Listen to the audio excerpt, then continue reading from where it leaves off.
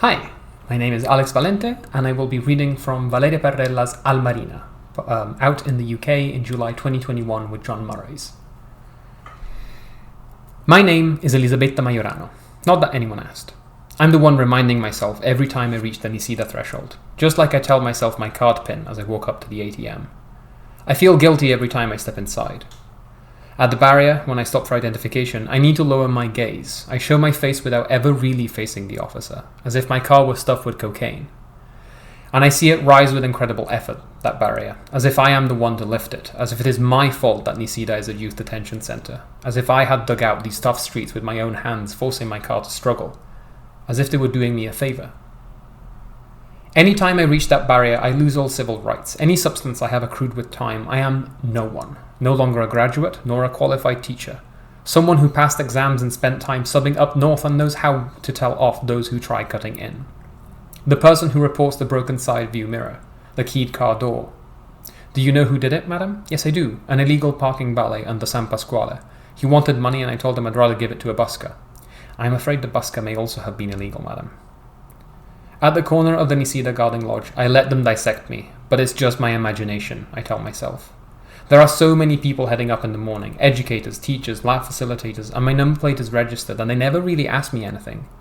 Maybe even they don't know, as they're posted here one day and who knows where next month, that we're all climbing the mountain of purgatory, and that when we descend we will never be the same. Elisabetta Majorano. For the past 3 years I've been carrying my passport instead of my national ID card, as my passport doesn't have my marital status, and my card still says married, and I have no desire to pay a visit to the General Register office to get it changed.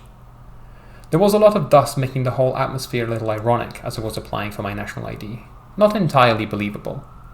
The clerks were indistinguishable from the ordinary citizens, or maybe not. They looked more worn out, wearing jumpers that would never come back in style. Can't we just put non-applicable under marital status and employment status? Signor, if you don't want to let people know you're married, just use your passport.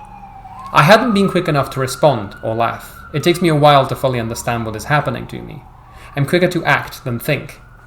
I just left in frustration. As I became a widow, the suggestion turned out to be useful. As the barrier closes behind me, I feel freer. I've received my eye-laden pass. I've crossed the otherwise uncrossable threshold. And for the first stretch, I listen to the relief. Relief from everything.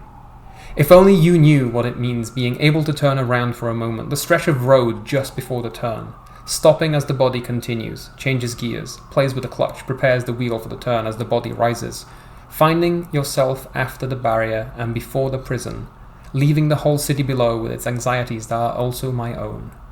If only you knew as you walk down the Decuman roads, as you pray in the church of Site E of the Centro Direzionale next to the courts of law, as you're spending your holidays, as you've just finished giving your talk at the convention, I want to call your attention to the West. Make you turn around and tell you that the anguish-filled woman descending to Nisida is not an inmate. She's a 50-year-old woman and she married late. For a number of reasons, but mostly because she had travelled a lot to sub in for other teachers. She has been to Treviso, has learned to drink white wine in the morning, to drive in the snow. She has learned to kill time, to dance the tango in Frosinone. She has helped the custodial staff hang up a sheet at the weekend to use as a screen for a film projector. And when she got back, it was very late indeed. But that's not the point either. The point is that before the prison and already after the barrier, if you look closely, you can see it. She's feeling a strange kind of relief. Maybe people used to travelling feel the same thing when the plane takes off.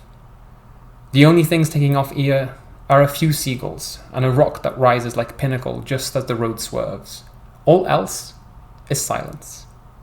The silence you can never hear elsewhere, away from the roots, far from any road, inaccessible sea all around, diving into Vesuvius on the right, into the Italcider plant on the left. But today, everything is idle, including the volcano and the steelworks.